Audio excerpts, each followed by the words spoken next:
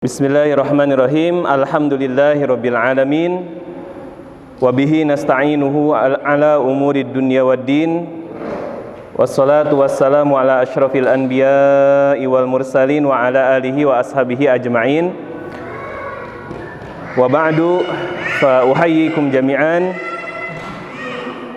bi tahiyatil Islam, tahiyah min indillah wa tahiyah ahlil jannah insyaallah. Assalamu alaikum warahmatullahi wabarakatuh. Mudah-mudahan di malam Jumat yang penuh berkah ini Allah mencurahkan rahmatnya kepada kita semuanya, dan hati kita ya diliputi dengan ketentraman, ya, sakinah. Sakinah itu bukan berarti monopoli untuk yang sudah nikah aja. Sakinah, mawadah, warohmah gitu ya.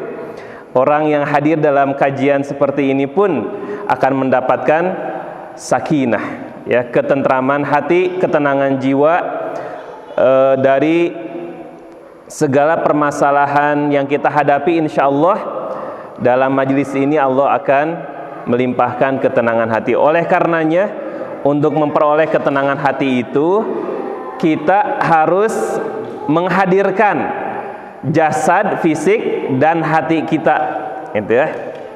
Coba saya nanya ini, hadirin ibu-ibu, bapak-bapak, fisiknya udah di masjid, kalau hatinya udah dibawa ke masjid belum?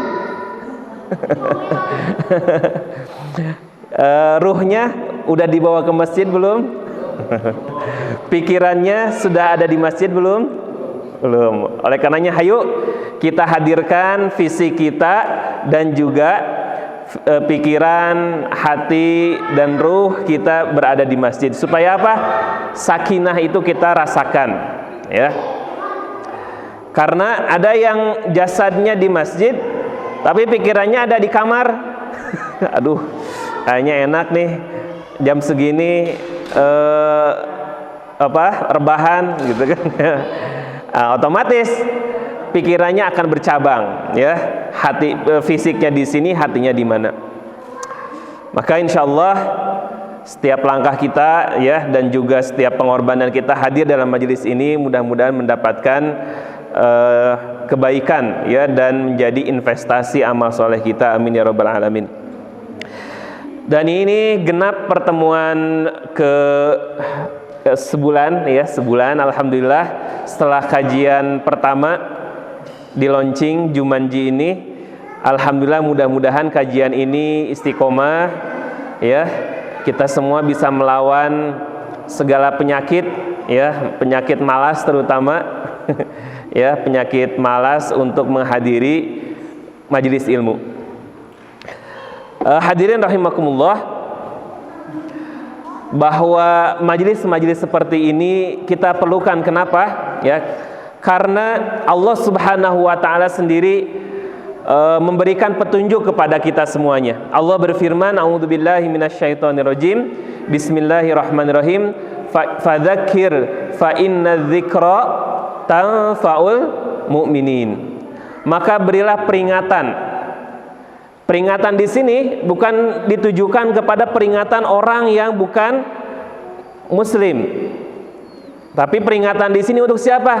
Fa inna dzikra, karena sesungguhnya peringatan itu tanfa'u, bermanfaat, berfaedah. Oh, gitu bahasa sekarang, ya. Faedah, anfaedah gitu ya. Berfaedah untuk siapa? Tanfa'ul mu'minin. Bagi kita nih, ya. Jadi seorang beriman itu perlu peringatan juga.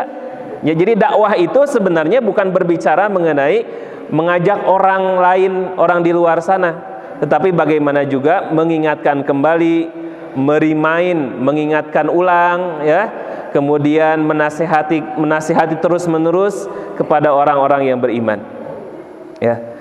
Barangkali kajian-kajian, tema-tema kajian itu seolah-olah diulang-ulang, ya. Kajian ini bisa dapat di YouTube gitu kan, ya. Bisa online gitu ya, atau pernah dapat dulu gitu ya. Tapi sebenarnya tidak seperti itu, ya. Ilmu itu perlu kita ulang kembali, perlu kita remind kembali. Sekali lagi, manfaat untuk diri kita insya Allah. ya.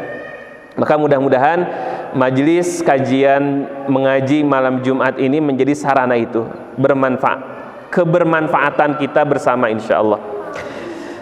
Hadirin rahimakumullah, malam ini kita akan melanjutkan edisi atau kajian tadabbur. Pada sebulan yang lalu saya sudah memberikan muqaddimah tentang tadabbur surah Al-Kahfi, ya. Dimulai dari akhir, tentang ada orang yang tertipu dengan dirinya dan Allah kategorikan mereka sebagai orang-orang yang rugi, ya. Bil akhsarina a'mala, orang yang paling rugi amalnya, merasa diri baik, merasa diri sudah beramal, merasa diri sudah dalam jalan yang benar, tetapi sebenarnya tidak benar, tetapi sebenarnya salah, ya. Kenapa?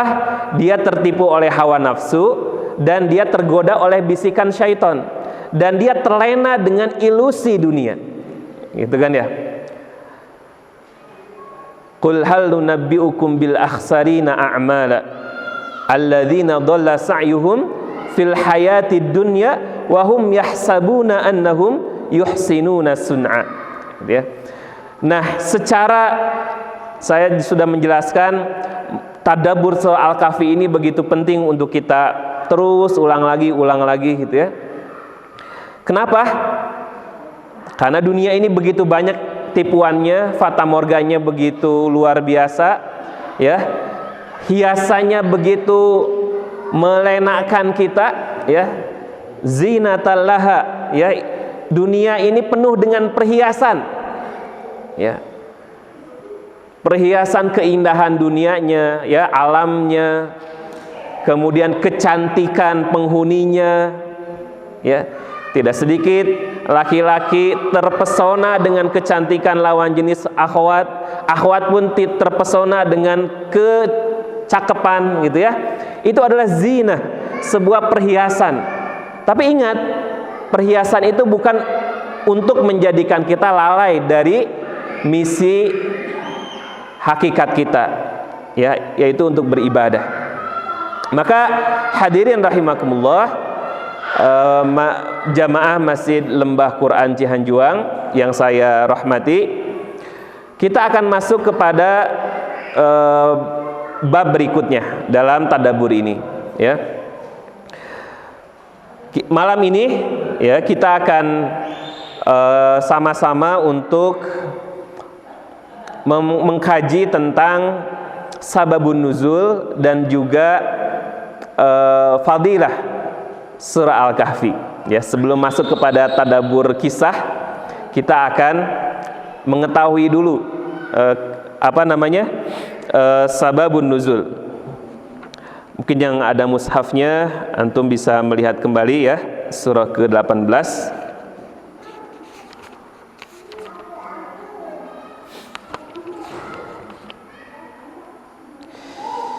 Berbicara mengenai sababun nuzul, ikhwan dan akhwat fillah rahimakumullah, surah Al-Kahfi ini kalau dikategorikan menjadi kategori surah Makkiyah atau Madaniyah? Makkiyah atau Madaniyah? Ada nggak di sana di mushafnya tertulis Makkiyah atau Madaniyah? Makkiyah. Yang dimaksud dengan Makkiyah itu apa? Surat yang turun di Mekah. Yakin? Yakin? Surat yang turun di Mekah disebut Makkiyah. Kalau surat yang turun di Madinah disebut Madaniyah. Pertanyaan, ada nggak surat yang turun di selain dua kota itu? Misalkan di Taif, misalkan kan gitu ya, atau di sekitar Makkah dan Madinah, ada nggak? Ada kan? Nah, kenapa tidak disebut misalkan surah Taifiyah misalkan gitu ya? Oke, memang ini ya di kalangan para ulama, para mufassirin dan juga para ahli ulumul Quran mengkategorikan surat ke dalam dua kategori ini, ya. Ada yang mengatakan berdasarkan turunnya di kota, gitu ya. Tapi yang paling masyhur pembagian ini berdasarkan kepada apa? Berdasarkan kepada turun pra atau pasca hijrah, nah, gitu ya. Jadi yang dimaksud dengan Makkiyah itu surat yang turun sebelum, Makkiyah itu artinya sebelum Nabi Muhammad hijrah ke Madinah. Nah, itu artinya fatrah Makkah, ya, fase dakwah di Mekah, ya. Adapun Madaniyah, surat-surat yang turun pasca Rasulullah hijrah ke Madinah. Nah, gitu ya. Nah, surah Al-Kahfi ini turun di fase sebelum Rasulullah hijrah ke Madinah. Dan kita tahu karakteristik surah Makkiyah berbicara banyak tentang apa? Apakah tentang hukum? Bukan. Kalau tentang hukum itu ada di surat-surat Madaniyah, ya. Sementara surah-surah Makkiyah dominannya itu berbicara mengenai pembentukan dan penguatan keimanan, akidah, ya, akidah. Oleh karenanya dari karakteristik ini juga kita bisa langsung mendapatkan sebuah angle-nya. Oh, betul, intipati dari kandungan surah Makkiyah ini berbicara mengenai penguatan keimanan, ya. Maka bayangkan ikhwan fillah rahimakumullah, pada awal-awal Rasulullah berdakwah, kemudian Rasulullah mendapatkan wahyu dengan surah Makkiyah ini berbicara mengenai apa? Kisah di masa lalu. Kisah di masa lalu dan kisah akhir zaman. Betul tidak? Kisah masa lalu berbicara tentang apa? Tentang Nabi Musa, berbicara tentang Ashabul Jannatain, pemilik dua kebun, ya. Kemudian Ashabul Kahfi. Pertanyaannya, Rasulullah mengalami nggak kejadian itu? Tidak, ya. Kemudian ada kisah tentang Zulkarnain, ya, Zulkarnain. Nah, itu ya. Dan di sana juga dikisahkan tentang apa namanya? Tentang Dajjal. Dajjal itu dalam arti kenapa Rasulullah memberikan apa namanya? Menyarankan kita untuk membaca ini dan dikaitkan dengan Dajjal. Nah, gitu ya.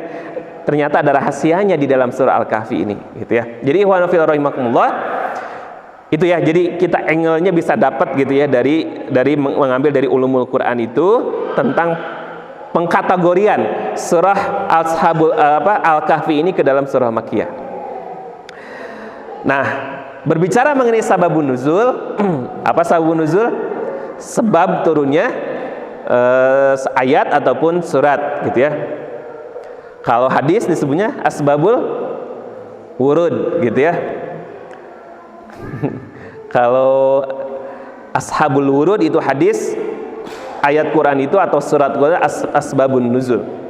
Nah, saya ingin menyampaikan sebuah riwayat yang diriwayatkan oleh Ibnu Ishaq, ya. Beliau salah seorang ulama pakar di dalam sejarah ini itu ya.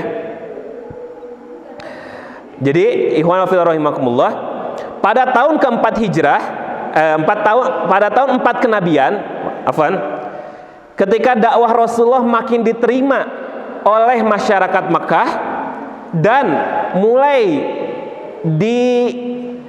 disukai, ya, oleh penduduk Madinah, banyak pengikutnya, gitu ya. Kan pada awalnya itu kan disepelekan, Nabi Muhammad, gitu ya, hanya mengaku-ngaku saja. Ternyata semakin banyak followersnya, semakin banyak pengikutnya, semakin khawatir orang atau pemimpin-pemimpin Quraisy bisa terancam, ya, kedudukan kita dengan ajaran baru ini. Maka pada tahun 4 kenabian diutuslah 2 orang dari tokoh Quraisy. Siapa saja? Yang pertama adalah An-Nadhr bin Harith, dan yang kedua adalah Uqbah bin Abi Mu'id, ya. Mungkin antum mengenal, ya, An-Nadhr bin Harith ini diantara tokoh Quraisy yang paling getol menghalang-halangi Rasulullah ngajarin Quran. Kalau Rasulullah menceritakan kisah di dalam Al-Quran, gitu ya, maka An-Nadr bin Haris ini orang yang paling istilahnya ngalelewe, ya, mengolok-ngolok.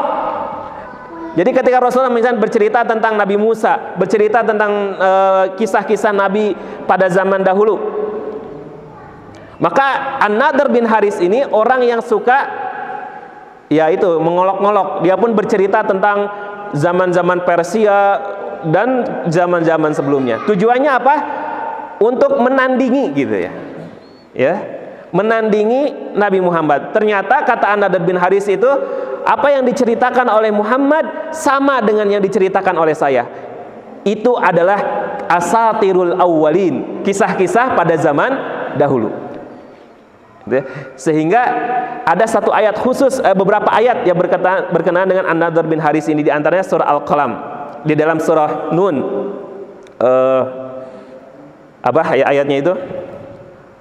Sebelum sanasimuhu alal khurtum, Zat.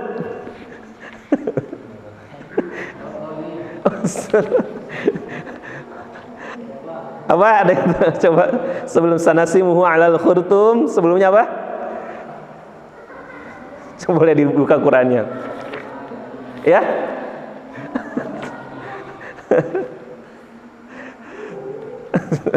Di tes ini, gimana? Ada yang apa? Bolehlah diulang dari Nun wal qalami wa ma yasturun. Ada yang sudah nemu? Ya, surah Nun. Ya, sebelum lembaran baru, nah itu di pojok paling bawah. Idza tutla alaihi ayatuna qala asatirul awwalin. Nah itu ya, masyaallah, jazakumullah khair. Pojok paling bawah. Bisa yang hafalnya itu. Jika dibacakan kepada mereka, kepadanya ayat-ayat kami, kata Allah, qala asatirul awwalin, dia akan berkata ini adalah kisah-kisah dongeng. Nah, gitu ya. Nah, ayat itu kata sebagian mufasir berkenaan langsung dengan tadi siapa? An-Nadr bin Al-Harith. Ya, orang yang suka mengolok-olok Nabi Muhammad SAW. Dan yang kedua, Uqbah bin Abi Mu'id.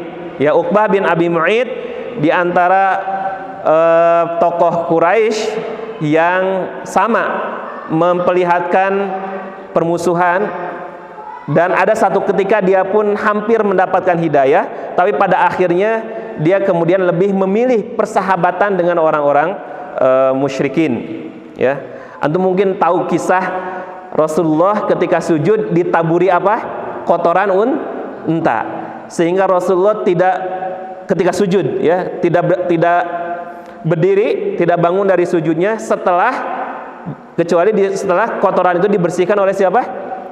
Putrinya Fatimah, gitu ya. Nah, siapa yang menaburi kotoran itu? Ini dia, siapa? Uqbah bin Abi Mu'id, ya. Dan dia mati ketika perang Badar. Dalam perang Badar itu dia ditangkap. Kalau yang lain ada yang ditebus. Nah, Uqbah bin Abi Mu'id ini di antara yang dibunuh. Kenapa? Karena dia salah satu yang didoakan ya, ketika peristiwa Rasulullah ditaburi dengan kotoran unta itu, Rasulullah mendoakan kebinasaan bagi beberapa tokoh Quraisy, Abu Jahal waktu itu kan ya, termasuk yang didoakan itu kecelakaan adalah Uqbah bin Abi Mu'id ya. Nah, kembali kepada asbabun nuzul, ikhwan fillah rahimakumullah. Orang Quraisy karena ketakutan, kekhawatiran dakwah Rasulullah semakin berkembang, maka dia mengutus dua orang ini kemana? Ke Madinah. Kenapa ke Madinah? Karena di sana ada banyak komunitas Yahudi. Kenapa datang ke Yahudi? Karena mereka sebenarnya tahu apa yang mereka lakukan dalam ibadah itu sebenarnya mah hanya ikut-ikutan tradisi orang tua mereka, penyembahan terhadap berhala. Tapi kalau berbicara mengenai agama, mereka merujuk kepada Yahudi. Maka dia datang ke sana untuk konsultasi. Oh, gitu ya. Konsultasi. Menyampaikan tentang gimana sih Muhammad ini. Ya. Tujuannya apa? Untuk mencari kesalahan dan mencari celah untuk menjatuhkan Rasulullah SAW dan tashkik, meragu-ragukan pengikutnya. Nah, mungkin antum sudah tahu ceritanya, ya. Maka kemudian datang kepada tokoh-tokoh Yahudi, diceritakanlah tentang bagaimana Nabi Muhammad SAW pengikutnya semakin banyak, ajarannya seperti apa. Ya, bayangkan pada waktu itu ya, orang Yahudi pun belum merasa terancam dengan munculnya Nabi Muhammad. Dia hanya ngasih advice, nasihat kepada dua orang tadi. Apa nasihatnya? Tanyakan 3 hal kepada Muhammad. Jika dia menjawab dengan benar, berarti dia benar Nabi. Tapi jika salah, berarti dia pendusta. Ada yang tahu pertanyaannya apa 3 itu? Ada kuis. Pertama, kaitannya dengan ini Ashabun Nuzul surah Al-Kahfi. Tanyakan kepada Muhammad yang pertama tentang pemuda, ya, sekumpulan pemuda yang melarikan diri, gitu ya, ke gunung. Dan kisah ini begitu menarik dan semakin samar-samar kisahnya itu, gitu ya.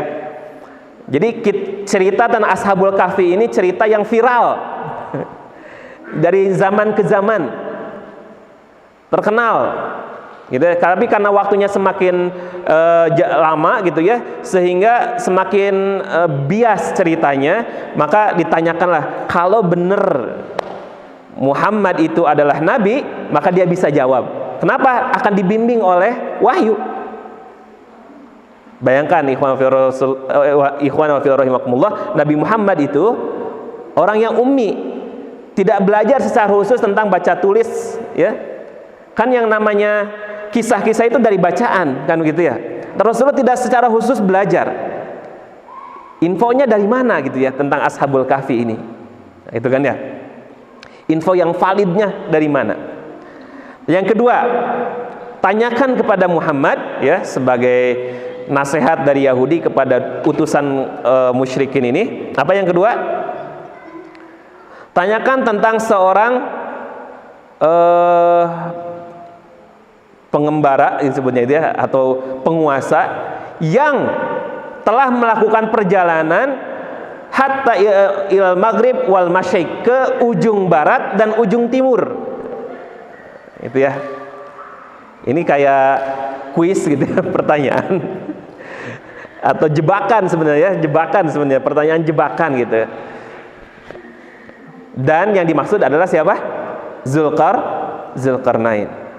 Dan yang terakhir, ada yang tahu apa pertanyaan yang harus ditanyakan kepada Nabi Muhammad oleh orang-orang musyrikin sebagai saran dari orang Yahudi? Tanyakan kepada dia tentang ruh. Itu ya. Nah, 3 pertanyaan ini, bayangkan, susah jawabnya, bener gak? Susah. Ketika memang informasi terbatas. Tanya tentang ruh, tanya tentang Zulkarnain, tanya tentang Ashabul Kahfi, ya, ketika informasi pada waktu itu sangat terbatas. Dan apa yang terjadi? Oke, menerima ya usulan dari para rahib Yahudi untuk membuktikan. Sebenarnya mereka pun antara yakin dan ragu-ragu, bener gak? Yakinnya itu merasa percaya diri, wah ini saya punya kartu as gitu, bisa menjatuhkan Nabi Muhammad dengan pertanyaan ini gitu, ya. Tapi ragu-ragu itu, gimana kalau bisa menjawab gitu kan, bisa hancur reputasi kita kan gitu ya. Maka semakin banyak pengikut yang akan mengikuti ajaran Nabi Muhammad, masya Allah ya. Ikhwanillahimakumullah. Dan ini adalah sebuah skenario Allah sebenarnya ya, untuk membuktikan kebenaran Nabi Muhammad SAW. Pulanglah mereka ke Makkah, kemudian dimusyawarahkan dengan tokoh-tokoh musyrikin, dan diutuslah beberapa tokoh untuk mendatangi Nabi Muhammad dan menanyakan tentang 3 pertanyaan itu, ya. Maka Rasulullah SAW, ya, yang memiliki akhlak yang mulia, ya, tidak pernah kemudian menjawab dengan sesuatu yang Kalau tidak tahu, ya beliau akan menunggu wahyu dari Allah Subhanahu wa taala. Ya. Wa ma yantiqu anil hawa. Rasulullah berkata itu bukan hawa nafsunya. Kalau kita, ya mungkin saya juga ditanya, aduh pertanyaan ini sebenarnya nggak yakin, tapi karena malu gitu kan ya kadang-kadang, aduh kalau nggak jawab gimana gitu. Kita jawab ya kan gitu ya. Dan manusia memang begitu ya, ikuti hawa nafsu. Tapi Nabi Muhammad, in huwa illa wahyu yuha, dibimbing oleh wahyu dari Allah Subhanahu wa taala. Ya. Maka kemudian ikhwan wa fillah rahimakumullah, apa yang direspon oleh Rasulullah, ya. Sekali lagi Rasulullah dalam 3 pertanyaan ini, sekali lagi informasinya terbatas, ya. Maka kemudian Rasulullah menunggu wahyu dari Allah Subhanahu wa taala. Maka Rasulullah berkata, "Sa'ukhbirukum," ya, aku akan menjawab, menghabarkan kalian, bima sa'altum anhu ghadan, gitu ya jawabannya. Aku akan menjawab pertanyaan kalian besok. Tapi Rasulullah tidak mengakhiri kalimatnya dengan insya Allah. Maka nanti akan turun ya di dalam surat Al-Kahfi ini, di dalam ayat yang ke-23 24 ya.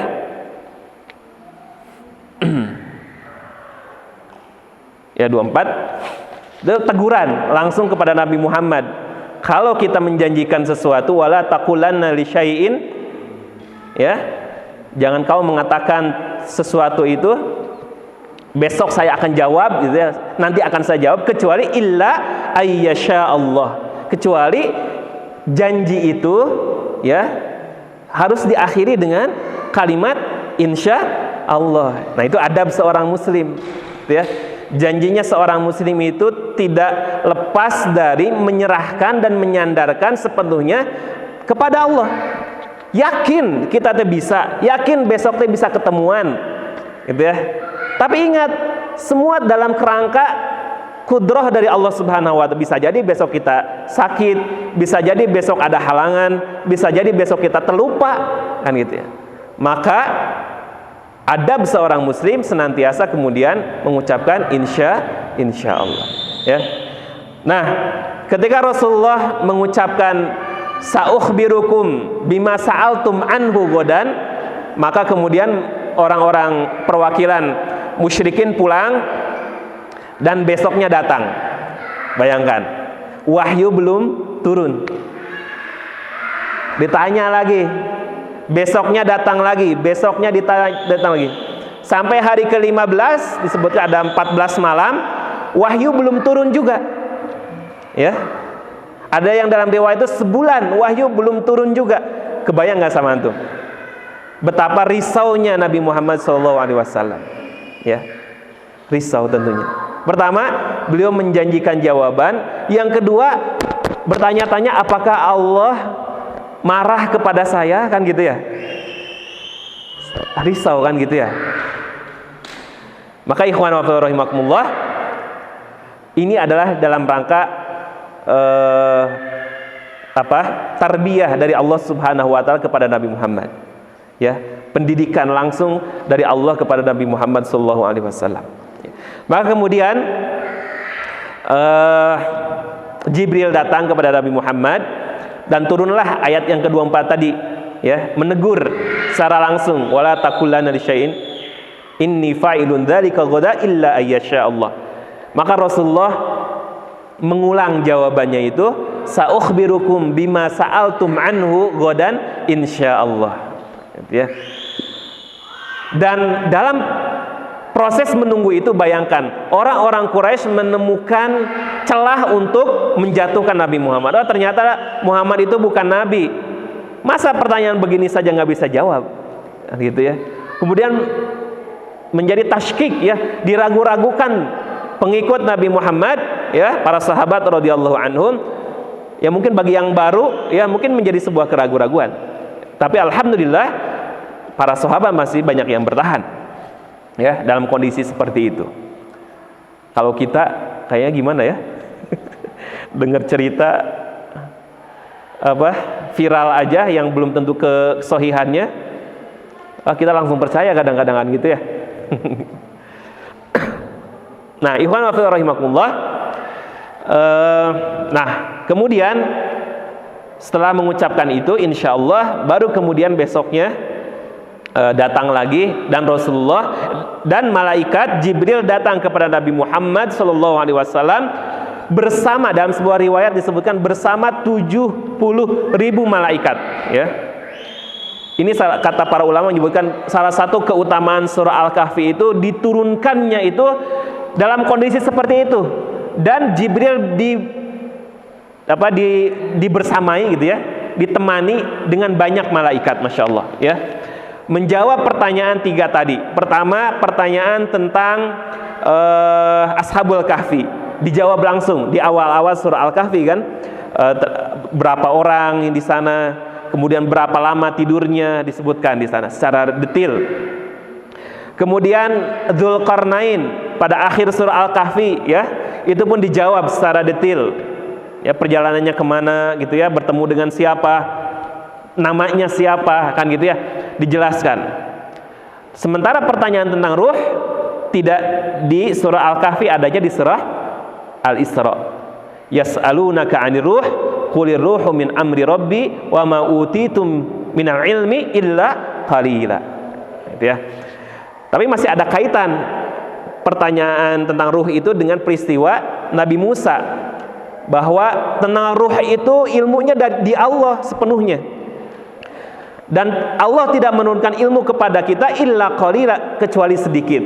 Nah, dalam surah Al-Kahfi Nabi Musa pernah ditegur oleh Allah Subhanahu wa taala karena pernah menjawab bahwa ketika ditanya oleh seseorang pengikutnya siapa yang paling berilmu, beliau menjawab, aku paling berilmu. Ternyata ada orang yang lebih berilmu, kan gitu ya, ada langit di atas langit, gitu ya. Ikhwan fillah rahimakumullah, itu sababun nuzul surah Al-Kahfi. Jadi dari asbabun nuzul saja kita sudah bisa mengambil beberapa hikmah, pelajaran, dan hukum, gitu ya. Karena di dalam ilmu tafsir ada sebuah rumus yang harus kita ingat, ya, terutama mungkin para asatiz, ya. Al-ibratu bi'umumil lafzi la bi khususis sababi. Bisa diulang? Al-ibratu bi'umumil lafzi la bi khususis sabab. Ibrah itu, pengajaran itu, hikmah itu, hukum itu diambil dari apa? Bi'umumil lafzi, ya, dari keumuman lafaznya. La bi khususis sabab, bukan dikarenakan khususnya sebab. Kan sababun nuzul surah Al-Kahfi ini berkaitan dengan Nabi Muhammad menjawab pertanyaan utusan musyrikin. Nah, apakah hukumnya hanya berlaku pada zaman itu saja? Tidak, berlaku juga pada zaman sekarang kepada kita, karena umumnya lafaz di dalam surah Al-Kahfi ini sendiri. Jadi wan dan rahimakumullah, semua kisah di dalam surah Al-Kahfi dan pengajaran juga hukum di dalam surah Al-Kahfi, begitupun dalam seluruh ayat dalam Al-Quran itu pengajaran untuk kita semuanya, meskipun jaraknya sangat jauh, gitu ya. Hadirin ikhwan dan akhwat rahimakumullah, itu yang pertama, ya, tentang sababun nuzul. Dan nanti kita pun akan dalam penjelasan tafsirnya, dalam penjelasan tafsir setiap ayatnya pun ada sababun nuzul yang berkaitan dengan atau kisah-kisah sebagai pemicu, gitu ya, turunnya ayat ataupun surah ini.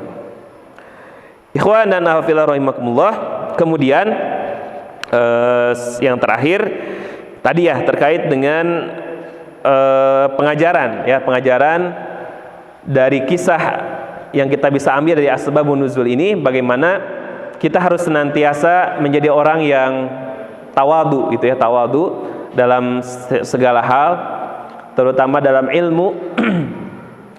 Kemudian teguran-teguran dari Allah langsung kepada Nabi Muhammad pun langsung menjadi teguran untuk kita juga sebenarnya.